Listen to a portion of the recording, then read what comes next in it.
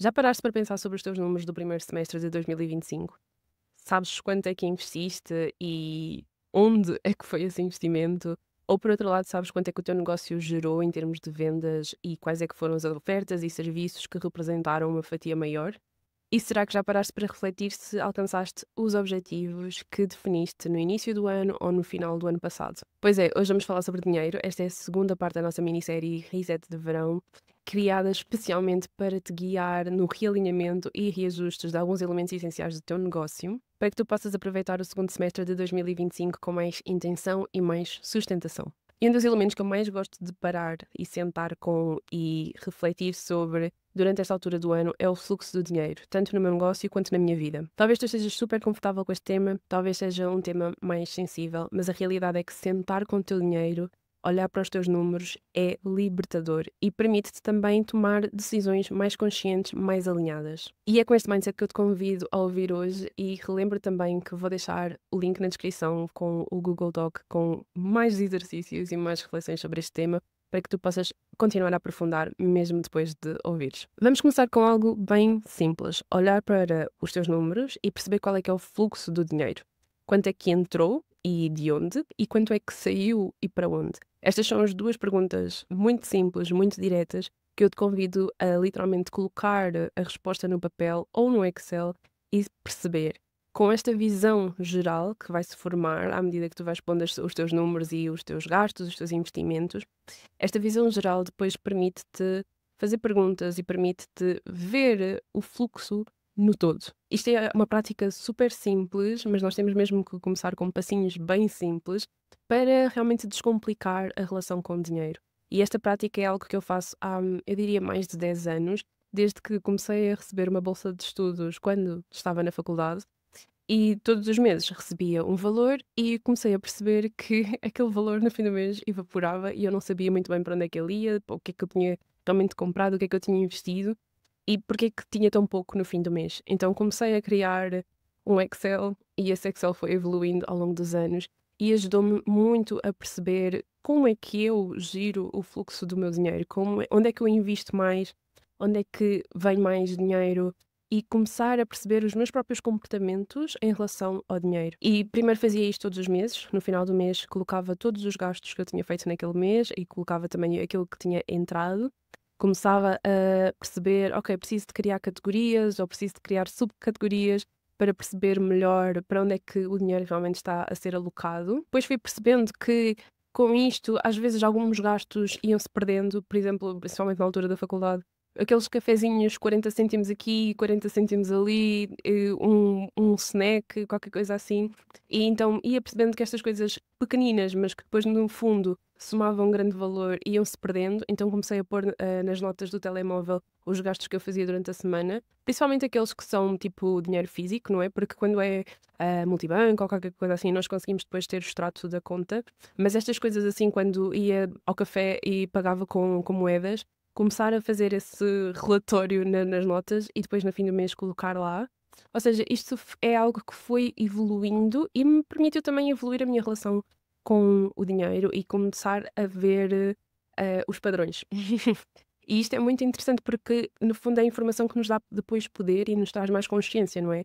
E eu vou até aqui partilhar aqui uma, um momento interessante que, lá está, vemos a imagem geral e às vezes surpreendemos-nos com os resultados. Eu lembro-me que eu já fazia isto há muito tempo, este relatório, digamos assim, há muito tempo. E em particular, quando estava a analisar os meus números de 2020, eu reparei que o meu maior gasto naquele ano foi sushi. Foi sushi. Gastei centenas de euros em sushi e parece louco, mas depois o que é que nos permite, esta informação nos permite fazer? Permite-nos analisar isto. Porquê é que eu gastei tanto dinheiro em sushi? Boa pergunta. Mas eu tenho resposta.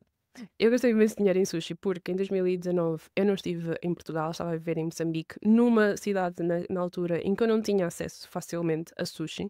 Sushi para mim é muito uma comida celebratória, uma comida. É meio que algo que eu compro e como quando quero alguma coisa especial. E depois desse período fora, eu realmente estava a precisar desse algo especial. E também estávamos presos em casa, não é? Estávamos em plena pandemia, então estávamos presos em casa e era uma forma de ter alguma coisa especial dentro da confusão e da incerteza que nós estávamos todos a viver. Então, esse ano, a minha conta de sushi estava nas centenas de euros. E o que é que acontece? Quando eu consegui perceber isso, ponto 1, tive que criar a partir daí uma categoria só para sushi, que é para ficar atenta no final de cada ano, perceber quanto é que estão os meus gastos de sushi. E ponto 2, permitiu-me no ano seguinte começar a tomar ações em relação a isso e decisões mais alinhadas em relação a isso. Se calhar só vamos comer sushi uma vez por mês, ou de 2 em 2 meses, qualquer coisa assim. E é exatamente isto que eu te convido a fazer a seguir, é começar a fazer perguntas em relação à informação que tu tens à tua frente. E se calhar as duas perguntas não vão ter nada a ver com sushi, mas tu podes te perguntar o que é que funcionou bem, quais é que foram os investimentos que tiveram maior retorno. E aqui o retorno não é simplesmente financeiro, pode ser um retorno em termos de algo que te trouxe mais tranquilidade, que te trouxe mais facilidade, simplicidade nos teus processos. Também te podes perguntar se houve surpresas. Por exemplo, alguma oferta que vendeu muito mais do que aquilo que tu estavas à espera, ou talvez possas ter tido um gasto inesperado, ou até mesmo uma oportunidade que exigiu algum investimento da tua parte, não é? E por fim, perguntar-te: será que tu estás a atingir os teus objetivos em termos de vendas, em termos de investimentos, em termos de poupanças, seja quais forem os objetivos que tu definiste previamente? Então, logo aqui, só com este exercício, já dá para perceber imensas coisas, e é uma coisa que eu diria para depois perceberes o que é que funciona melhor para ti. Se é fazer isto uma vez por mês, e depois esta análise maior a cada semestre, se é, por exemplo, fazer todas as semanas, isto é algo que eu agora faço um pouco todas as semanas e depois faço uma análise um pouco mais profunda mensal, ou seja, todas as semanas, às segundas-feiras, eu começo a pôr todos os gastos e os investimentos da semana passada, o que é que eu comprei, o que é que eu não comprei, quais é que foram as vendas, quais é que foram os pagamentos que também recebi, coloco também e começar a perceber qual é que é o balanço. E no fim do mês consigo também ter essa visão um bocadinho maior e aí também já consigo me preparar melhor para o mês seguinte ou para o trimestre seguinte. Mas talvez no início de fazer isto todas as semanas possa ser alguma coisa demasiado intensiva. Aí deixa um pouco a bola do teu lado e perceber o que é que funciona melhor para ti, se é este ritmo semanal, se é um ritmo mensal, se é literalmente sentar uma vez por semestre e fazer todas as contas, está tudo bem, desde que funcione para ti e que seja um momento de alegria de tu poderes sentar com o teu dinheiro e sentares com o fluxo do teu dinheiro, perceber que o dinheiro é realmente uma energia que é feita para fluir, ok?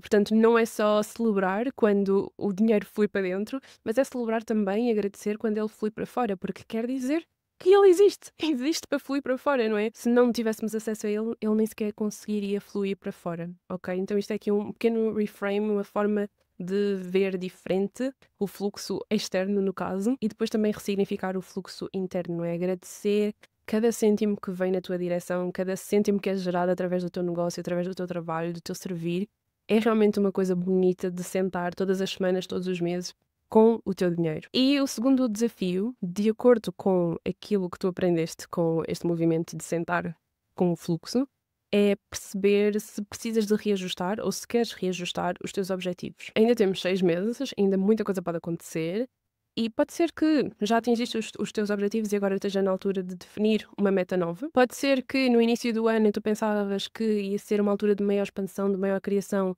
mas que agora dás por ti e estás numa altura de maior recolhimento. E então é preciso reajustar os objetivos para estar alinhado com isso. E aqui também é uma boa altura para perceber se é necessário rever os teus preços e talvez aumentar, talvez trocar alguma coisa, talvez até planear, por exemplo, um lançamento especial ou um desconto especial para a Black Friday ou para o final do ano, seja quando for. Pode ser também bom perceber se queres abrir vagas para uma oferta específica, fazer um lançamento de algum serviço em específico. Aqui também dá-te esta oportunidade de pensar no ok, qual é que é o objetivo e quais é que são algumas das formas para eu conseguir atingir os meus objetivos, não é? Uma coisa que eu gostava de salientar nesta parte é que não há uma fórmula mágica no que toca aos objetivos financeiros.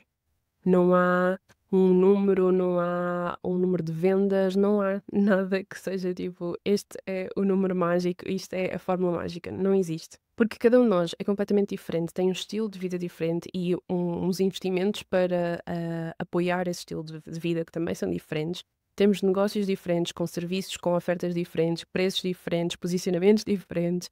Então não faz qualquer sentido estar a pensar que existe um número que temos que atingir ou uma forma que temos de atingir esse número. E também dar-nos a permissão de saber que não é necessário estarmos sempre em modo de crescimento. Os nossos objetivos não têm de ser sempre de estar a crescer, por exemplo, as nossas vendas.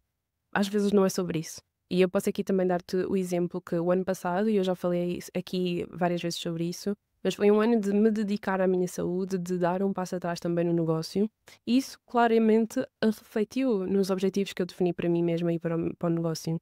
Então, eu não estava a querer fazer imensas vendas, pelo contrário, eu estava tipo quase que parada e se alguma coisa entrasse estava tudo bem, mas se nada entrasse também estava tudo bem, porque eu sabia perfeitamente que a minha prioridade era eu estar bem, cuidar de mim, cuidar do meu bem-estar, cuidar do meu corpo, da minha saúde. E então esse era o meu objetivo, não era necessariamente um objetivo financeiro. E honestamente no início foi um pouco desafiante perceber, ok, esta é a minha realidade agora, mas depois também, lá está, este exercício de perceber, está tudo bem, está tudo bem. Isto não há nenhuma meta que eu tenha que cumprir a curto prazo ou para ontem. Ahm, o meu trabalho, o meu negócio é a longo prazo, é uma coisa que, se tudo correr bem, vai durar muitos anos e impactar muitas pessoas, então eu tenho tempo.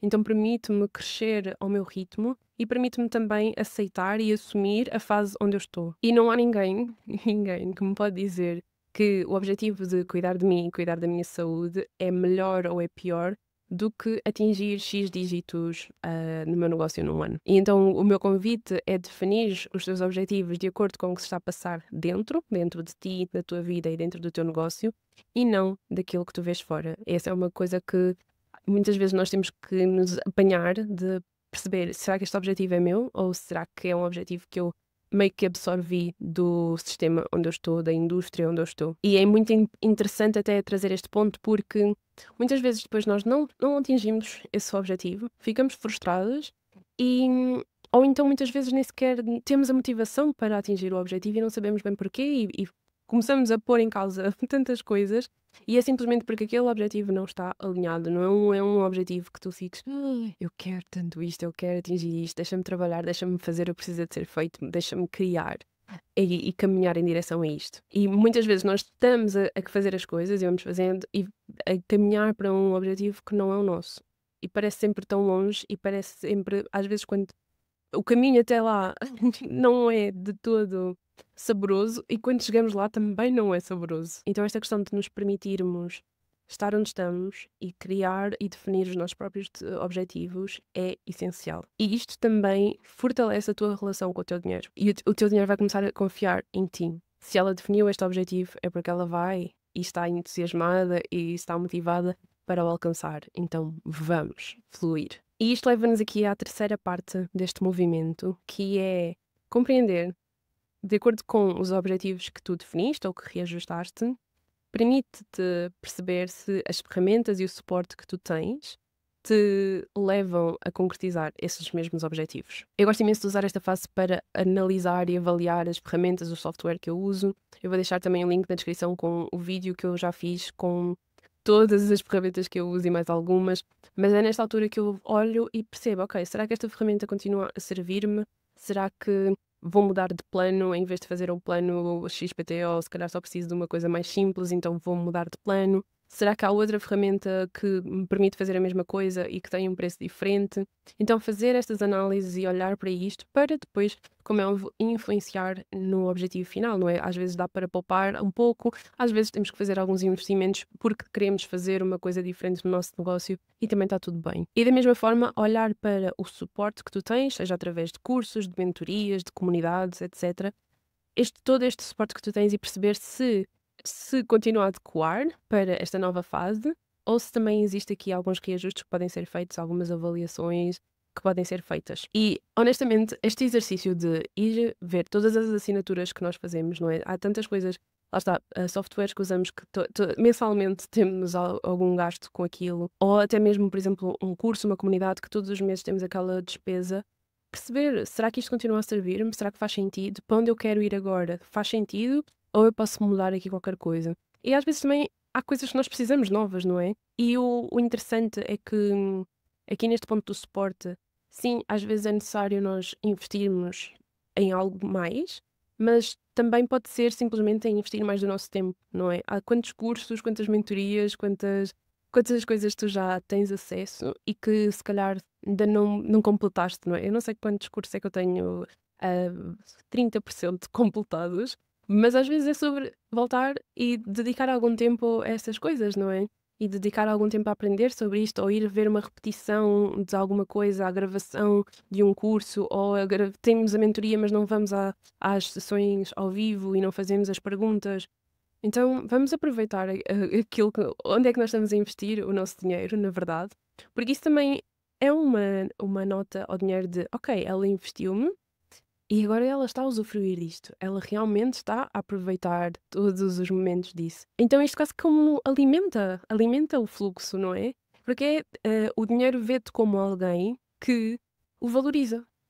Porque valorizas também aquilo que tu investes e que tu consegues aceder graças a ele. Faz sentido? Ou seja, se eu compro um curso e eu nunca completo aquele curso, o dinheiro vai dizer: Ah, ok, ela comprou um curso, mas ela, tipo, foi para ali, mas ela depois nem sequer viu o curso, agora o que é que vale a pena estar na mão desta pessoa que não sabe investir-me? Este diálogo pode parecer assim, se calhar um bocadinho tonto, mas coloca-te na posição do dinheiro, não é? Vamos trazer isto para outra situação. Imagina que tu tens uma amiga que pede para tu analisares alguma coisa, não é? Por exemplo, vamos aqui num exemplo de amigas empreendedoras. Uma amiga que te pede para rever uma página de vendas que ela criou. Ela vai criar um serviço novo, tudo mais, cria uma página de vendas e pede para tu veres. E tu dedicas o teu tempo e tu vais para lá, dedicas o teu tempo, o teu feedback, a tua atenção para dar uma ajuda e contribuir para aquilo que ela está a criar. E depois passa-se um mês, dois, três, quatro, cinco, seis, um ano e ela não faz nada com aquilo. Não lança o produto, não lança, não te diz depois mais nada em relação àquilo.